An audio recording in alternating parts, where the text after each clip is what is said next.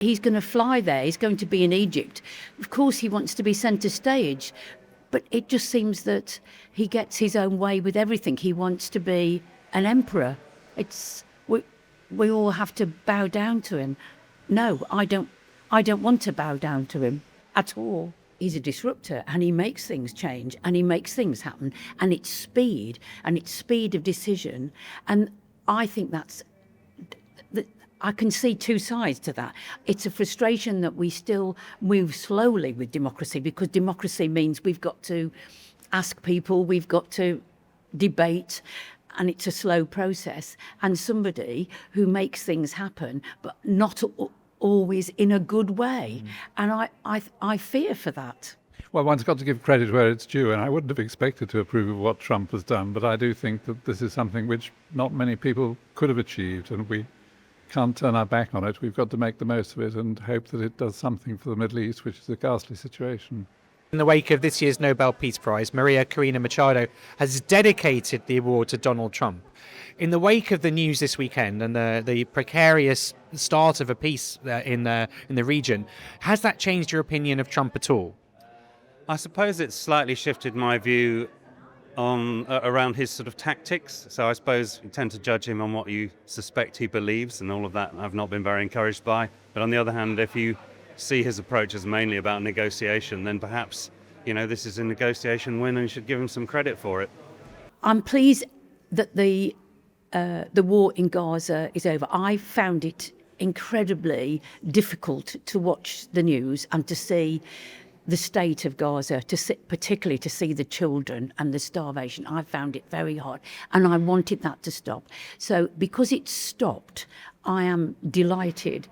Unfortunately, I think that he has had a huge part to play in supplying Netanyahu with the weapons, because that's where the money and that's where the resources have come from.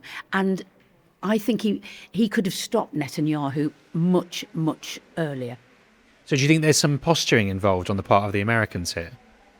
But I think Trump he's going to fly there. He's going to be in Egypt. Of course, he wants to be centre stage.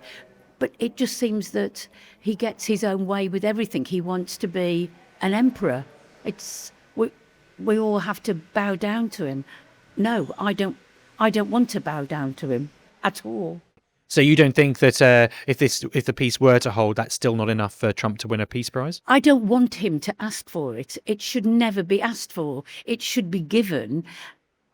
I hope the Nobel, that the people who are in charge of it think carefully about it, because I do fear that he's dismantling democracy in America, and I think that is a terrible counterbalance to rewarding somebody. Looking forwards, we know that Trump has openly campaigned for a Nobel Peace Prize. Were this to hold in the Middle East, do you think it's actually feasible and perhaps desirable that he would get the prize next year? Well, I mean, if in 12 months' time it's working as it at the best possible opportunity, then he would certainly be a serious contender for the Nobel Peace Prize next year.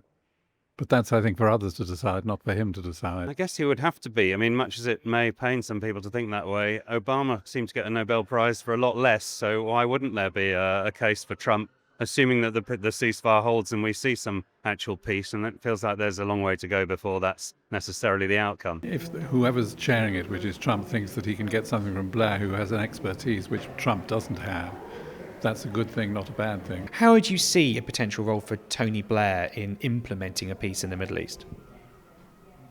I think it depends if he's going to be acceptable to them. I don't know that he will be acceptable. I gather that they said that, Patrick Maguire said there were an awful lot of people who were opposing his appointment.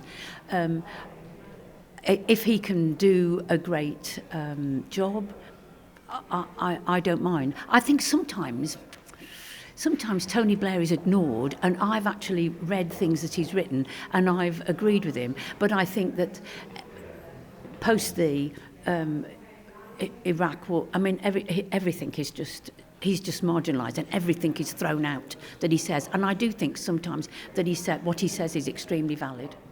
Well, I share the reservations that there are two sides to the argument, but one's got to use all the expertise available to solve one of the most knotty international problems of the last 50 years.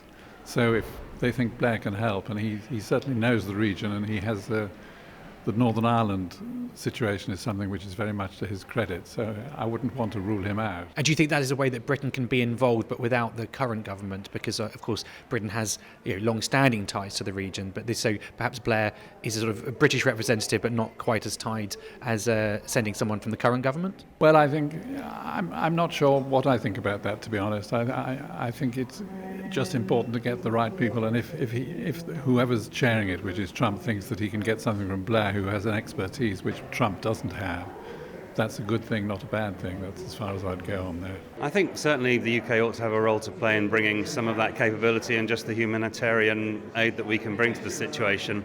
That would all be marvellous, and obviously Tony Blair's a bright guy, but I would have thought his sort of personal brand is so controversial in that part of the world that it's hard to see how that would really work as a kind of emollient, factor in the whole process in the coming years. Is there anyone you could think of who would be a better choice?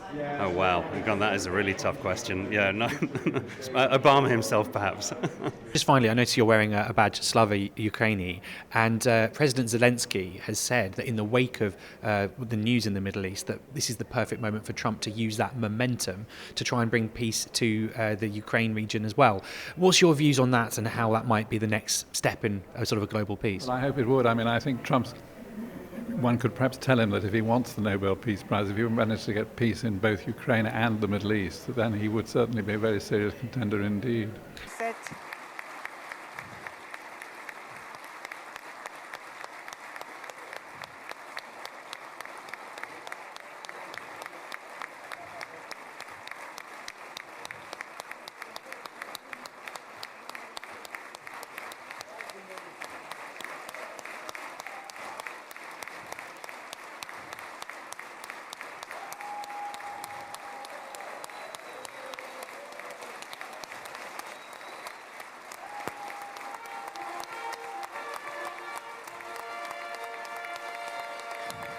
It is now my distinct honor to invite the President of the United States of America, His Excellency Donald J. Trump, to address the Knesset.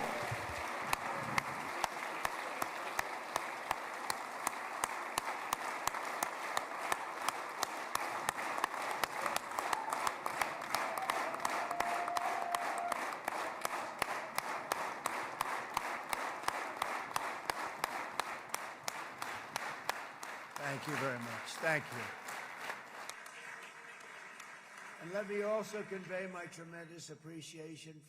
This is the historic dawn of a new Middle East. I want to express my gratitude to a man of exceptional courage and patriotism, whose partnership did so much to make this momentous day possible. You know who I'm talking about. There's only one, Prime Minister Benjamin Netanyahu. Bibi, please stand up.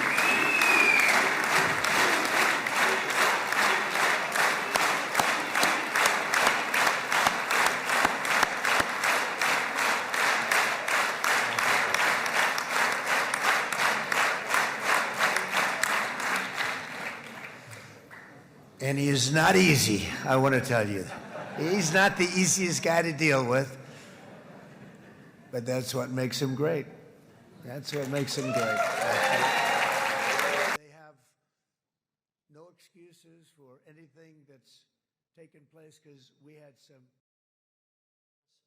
From the very first day that modern Israel was founded, we have stood together through thick and thin of setbacks, and through victory and defeat, through glory and heartache. We have built industries together. We have made discoveries together. We have confronted evil together, and we have waged war together, and perhaps most beautifully of all, we have made peace together. And this week, against all odds, we have done the impossible and brought our hostages home.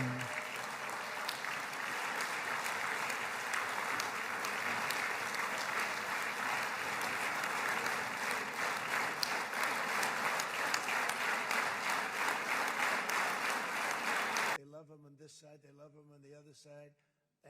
Everybody loves Steve, and they respect him, and they somehow can relate to him. I've known him for many years, and I've seen it over and over again. להוציא את חבר הכנסת עודה, להוציא אותו מהאולם, להוציא אותו מיד, החוצה, החוצה, החוצה. להוציא גם את חבר הכנסת כסיף, להוציא את חבר הכנסת כסיף מהאולם, להוציא אותם מיד.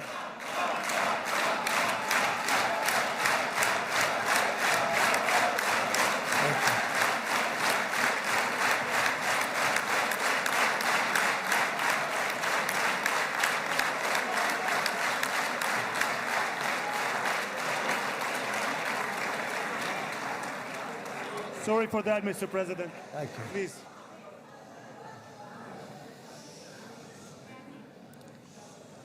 That was very efficient.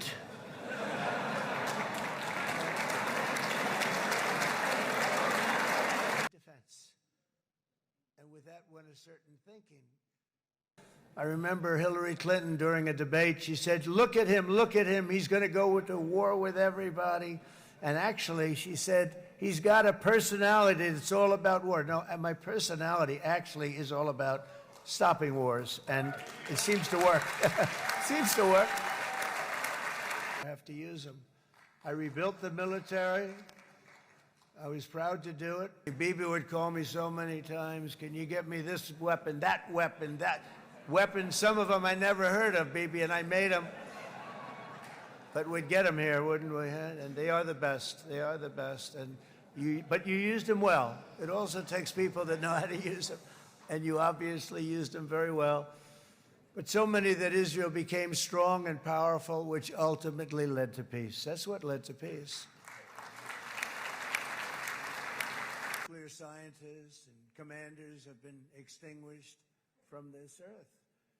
And with Operation Midnight Hammer, boy, that's a great name for that, what we did. All of the people of Israel, please know that America joins you in those two everlasting vows: never forget and never again.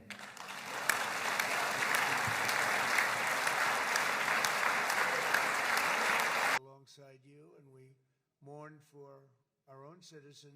The timing of this is brilliant, and I said, Bibi, you're going to be remembered for this far more than if you kept this thing going, kill.